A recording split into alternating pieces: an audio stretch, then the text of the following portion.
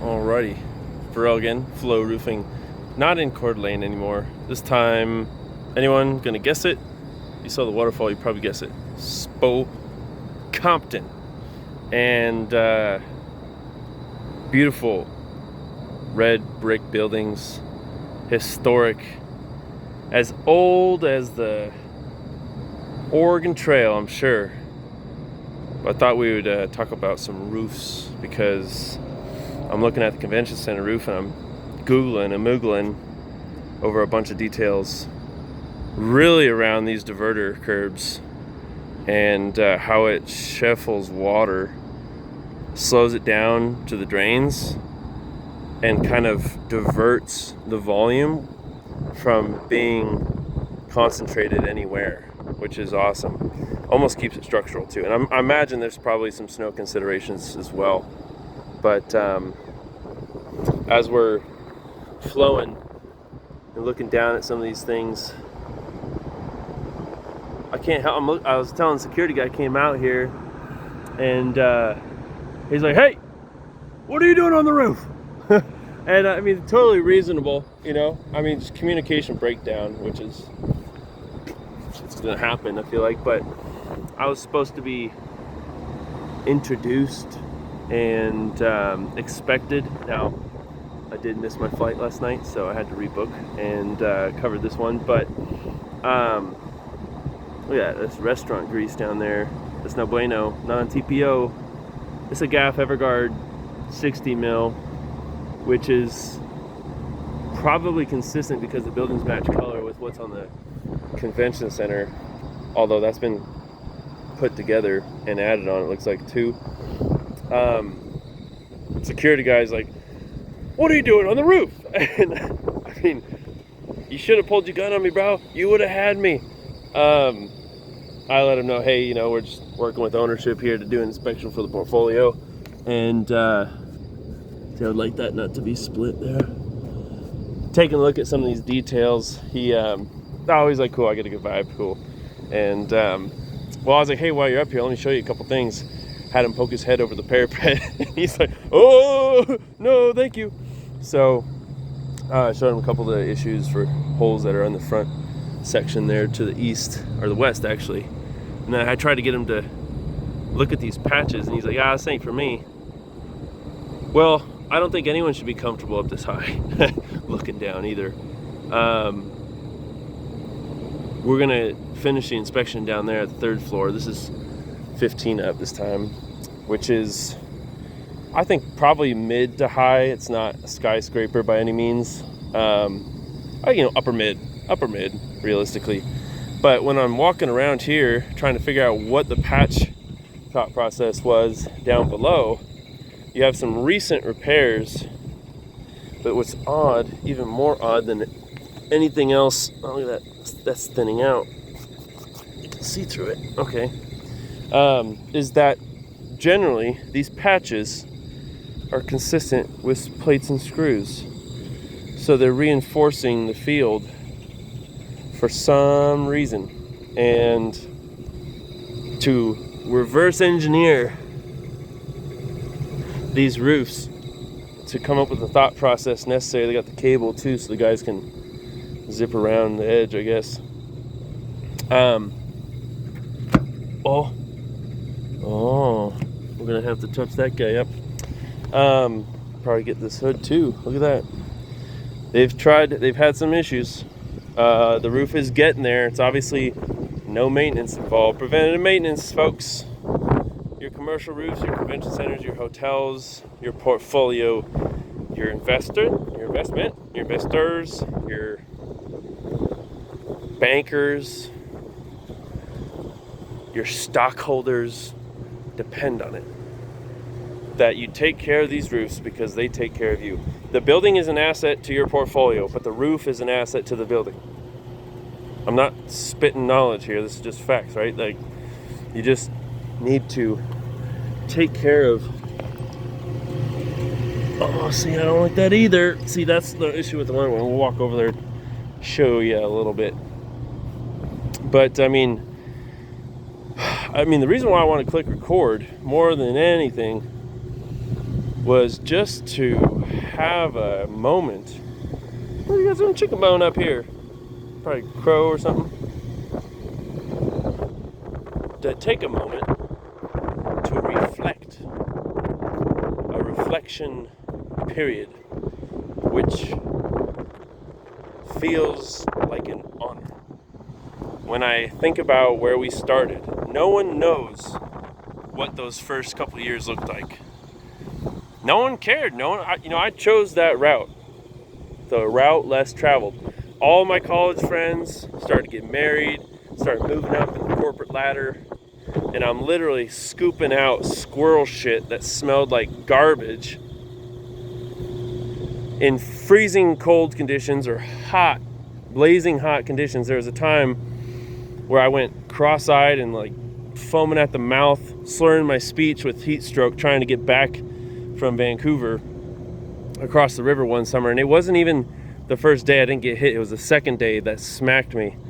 And I don't know this because I'm not a fighter, but I've heard that you get knocked out and it becomes easier to get knocked out. I feel like it's probably the same with heat stroke. And so, and that kind of led into pizza. And I feel like I would know when I was getting heat stroke on the oven because I'd be like, oh shit, not good. Give me the water. So, okay, so the two issues over here. We'll have to tell you guys what the hell's going on with those first 3 years of gutters. I had some great relationships and talking about like client relationships, GC relationships, and we learned a fucking shit ton back when we didn't even barely make a couple $100 a day, right? And like your friends are all climbing 6-figure salaries. You're like, am I doing something wrong here? Should I just stop? Like, I actually got something in my eye. So I remember my dad, bless his heart, for listening to me bitch and whine about blue collar lifestyle and working with my hands and sweating and working hard. Best thing he ever did was to say shit like, too bad, not that I was trying to impress him or work for him. I had just come to find that I was always working harder, not smarter, doing gutters. And it helped contribute to, I feel like, the progress, because in construction, to get the work done, you have to work hard, undeniably. Now I had to sell the truck during the pandemic to be able to take the belt off in order to be able to keep myself safe, because I was putting myself in unsafe situations on roofs, not harnessed up properly, and it was just going to be a matter of time. So I was just like, this is it. You save your fucking life here. You work too hard to fuck around. This is the other issue. Right here. Oh, just a little one, but that's how it starts. And granted, you're not going to get a lot of water flowing down that area, but so yeah, day in the life of Flow Roofing. And they got everything kind of buttoned down here because I'm sure the wind speeds come ripping through here at some point. Does Spokane get tornadoes? I don't think so. I asked the security guy, said they don't even get much hail. So, otherwise, those gutter days, getting shit done, the progression was so brutally slow, all right? And it still is a slow burn, which is the way I like it. Low and slow is how we flow. And that discipline to sustainable growth based around doing the right thing, showing up, ideally early, on time, reliably, over and over and over and over for years, to get to the point where you have other doors that open for you. Because life doesn't happen to you. When you're flowing, when I flow,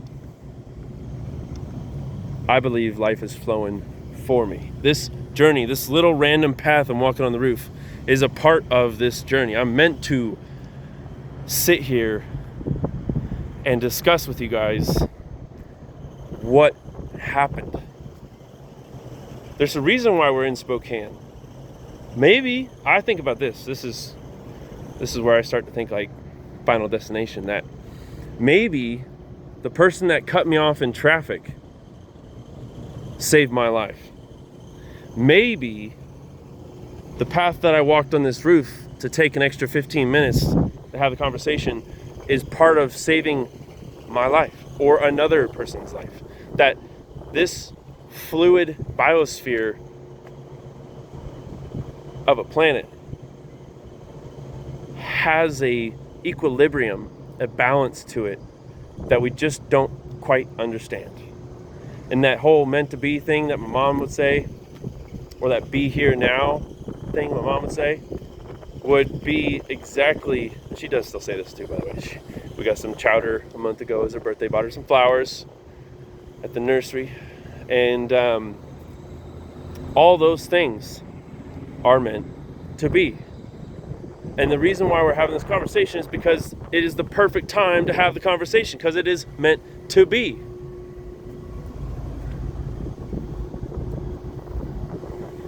So we got to be thankful for the past. We got to be thankful for the moment, because in this day and age, we're so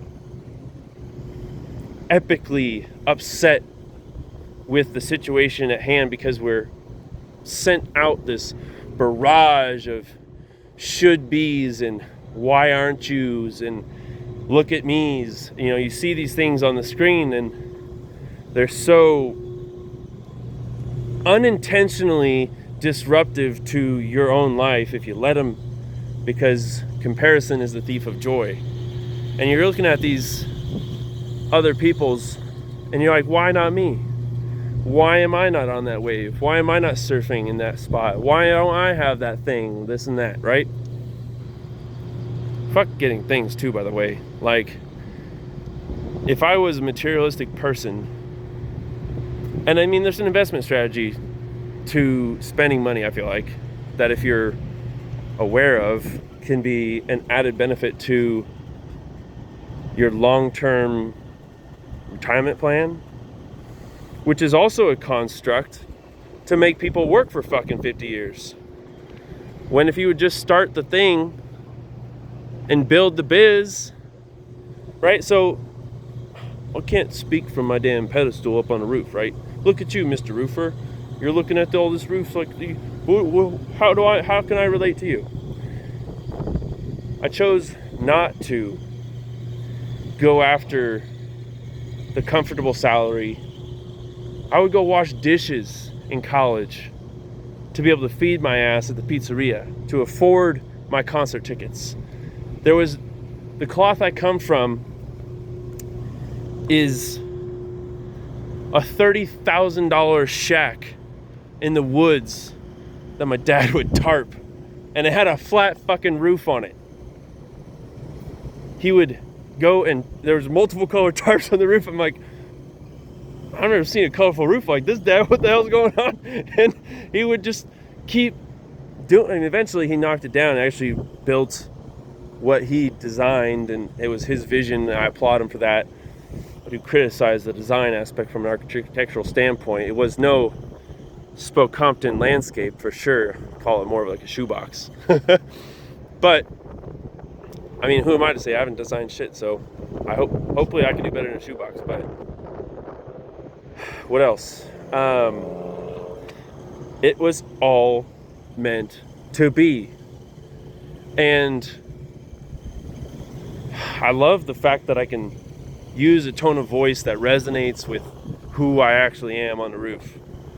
I can speak and hear my soul, which is why I fucking love roofing. And if you're in the office, I can be a little loud because I like to be myself. And there's there's no other way I would rather be. There's no other way you should rather be. You should be your most raw, your deepest tone, and your most caring, your most thoughtful, your most creative. You should be the best version of yourself at any given point. And no, just because you want to be you have to know it's control, right? Like Jocko would say, it's a dichotomy. If you want to be the best version of yourself, you have to know how to control your emotions. But timing, tonality, all these different details play into the fact that I lost my train of thought there, but I really want to mention, doesn't it feel like we're all fucking caged by this social media bullshit? I'm addicted to social media, first and foremost. Like, I have to scroll through and like all my realtors, like all my property managers, like, I haven't delegated that stuff, okay? I feel trapped in social media. It's a love-hate relationship. I give it out to the girls to help me, and they produce results, which is a total sign. Like, this is the end of Varel doing social media, because I have to go create more. Like, the reason why I've come from $5 slice of pizza and scoop and squirrel shit is the process. It's building something from nothing. And that's the next step after roofs, is to actually build and develop real estate. I mean, we have so many connections in the trades. I think it really just, like, if I would have buckled down and understood financing more, I could probably have leveraged a construction loan, this or that. You know, my credit, at least last time I looked at it, was like an 820. I think it dropped since then. I get all sorts of emails. It goes up, it goes down, right? It's just fucking clickbait email bullshit. Alrighty. So there's a couple more things I wanted to do before the rains settle in. That's the reason why I want to get on this roof before it really did start coming down. It's only 20%, but you know it's going to happen. You can feel the sprinkles already. Excuse me. So, I mean, if you're wondering too, like, why isn't the guy, like, looking at the roof, talking about the roof? I've already looked at the roof, did my other videos for the roof, found out what I need to do, take all the pictures for this upper section. We're going to go down below on the way out. And I need a nap. I've been on the road 8 days a week. If I'm not surfing, working out, I'm sleeping and working, which is my choice, because I enjoy what I do. Like, I get the freedom to express and build and spend time with those that I feel like I want to spend time with, how I want to spend time with. I do not feel like I'm wasting time. I understand that this is a part of the journey. It's meant to rain. It's liquid fucking sunshine. Oh! It's the heartbeat of the roofing industry. Without rain, you got nothing. Didn't know, like Arizona, they get the flash floods. Might have just tooted. Climbing that step. One of my other clients is like, "Hey, can you service Arizona? I've got it's like a thrift store. Oh, the Osprey Dive. Oh. Did he get something? Oh, he dove. But did he get something? It would be crazy if he flew up to us. Oh, he's gonna go out too fast. Hopefully he got something. Watch out, geese. Can't tell. Oh! He's shaking. Can't see him. I mean, usually he might have got a little guy. Yeah, I think he did. Nice. So, anyway, I don't know how roofs apply to your life, other than the fact that if you enjoy a business, if you live in an apartment, have a home, you have an RV, everyone lives underneath a roof. How does roofing apply to me? you there sitting, standing, running, flowing in your own life, wherever the fuck you're at, roofing affects us all. I don't want to be so arrogant to say that roofing is the king of any of the trades. Someone else said that, just FYI. But doesn't it make sense that without a good roof, nothing else matters? The HVAC ducting, the plumbing pipes, the drywall on the inside, the flooring, the lighting, they'll all be fucked. Without a good roof, nothing else matters. So, I just really wanted to have a little bit of ramble. I've been pent up with society and a business that traps me with social media. I feel like I gotta share the review. I gotta share the what we're doing, the updates, let's get more branding. Oh, more branding. No one wants more branding. Okay, so here's something here. So any of those investors out there, and I know there's a shit ton of you. Any of you private equity guys out there, and I know there's a shit ton of you. Anyone that works on the Amazons, anyone that works in the grocery business, take this idea and you have at least one customer here. Not that it matters. One customer can get you for a grocery. This is something that I wanted to try so fucking bad. I kind of felt like Whole Foods needed to be the backer, Jeff Bezos. And I'm not a fan of Jeff. I'm not a fan of getting food in a grocery store. But wouldn't it be nice to know that if there was only one choice, and this is the whole concept, listen, hear me out. If there was one choice for every food item in the grocery store, that would be some clever, sexy name that made it understood that we are a, here we go, white labeled grocery store. And every food item only got one, maybe two, and the second would be the variation, the vegan, the less sugar, whatever. No branding food supermarket. You go in there, I want a ribeye. You pull a ribeye off there. You do not care where that ribeye came from because you know the company behind it had good morals. They chose the right farmer, local to the grocery store. So, not just a ribeye, okay? So what about sun chips? I want some sun chips. Or, I know that I'm gonna get, and this is kind of what Kirkland and Trader Joe's does, right? They have done that, but they put their logo on it.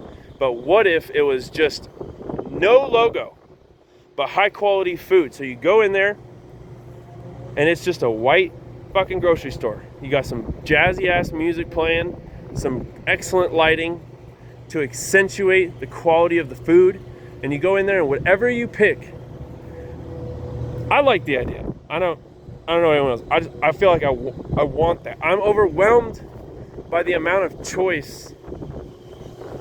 It's so overwhelming. And I guess that's where capitalism and all of the other bullshit. Look at all you get different restaurants. I love that. When you can taste the humanity in the food. There's no humanity in a fucking bag of Cheetos. Okay? It's like when I used to sling the pizzas, toss the dough. We're gonna have to seal this roof up, call it a day. I gotta take a nap. The canvas was the dough. The dough is the canvas, and the art is the one-of-a-kind handmade pizza with the soul and the dream built into it that we're gonna be someday the baddest motherfucking pizza guys on the planet. And for a reason, again, the pandemic comes through, shuts it down, lights off. I'm not bitter about it. It happened for a reason. I wouldn't be standing here talking to you guys if that pandemic didn't show me that wasn't going to be the direction. Now someone else carries the torch, lights the fire, and fuels people way better than I do. I love Roman, who's running the trailer now. He's the essence of humanity. In tune with the feelings, controlled, anxious to learn, hungry to create. Anyway, Roman, we'll catch up soon. So, anyway, shower and a nap, here we go. So, that's my 2 cents. That's my rooftop ramble. Maybe we'll have some more rooftop rambles in the future. Gonna go ahead and take a nap, do some thrift shopping, grab some dinner, come back. I got 3 reports to build out. Fly out at 7 means gotta wake up at 5. We're not gonna be going to the gorge this year. It's time to go down to San Diego tomorrow morning. The crew's starting 500 square coating Monday. Rain's coming back. We're gonna get partially done. And then we've got a target repair on a rather large client's apartment complex to ensure that they know how we flow. So I'll be back for that one on Wednesday. We've got some other large projects that are gonna keep things flowing for at least 6 to 9 months, which is exciting. Again, to come from $5 slice of pizza, $11 whole pie cheese, to get to this point, to have this conversation with you guys. I keep bringing it up because it's a feeling that I haven't quite fully appreciated yet.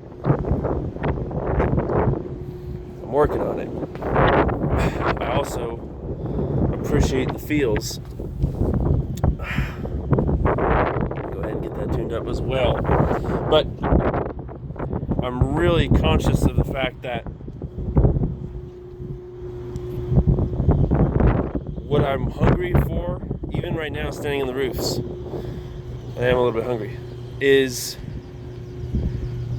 more creating, more building, more connection, actually, with everyone around me. When the security guard showed up on the roof, I smiled. I was like, dude, look at this view. Like, you know he doesn't come up here very much. No one should be on a roof. It's just like this totally unappreciated asset. But what if, instead of seeing the world from the top down in this roofing industry, at least this is how we flow. I'm gonna give a dramatic pause here so we can end it in a cinematic fashion.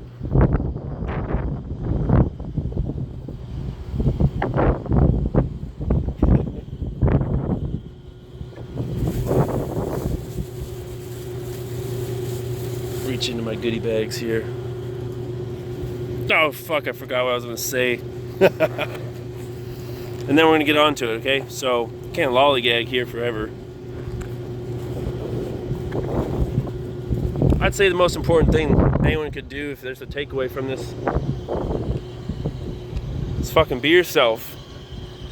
Because that raw honesty, that transparency, that vibe, that soul that you can hear from someone that you care about, that you love, that you want to learn from, that you listen to, that you're intrigued about, that soul is the essence of what makes life worth living. And so the best sounds in my life have been the sounds of my family and friends' laughter. They're the most beautiful stars in the galaxy.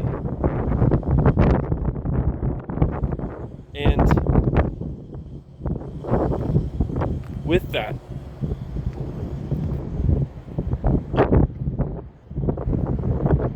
we're gonna go ahead and wrap this up. Carry on to the next one.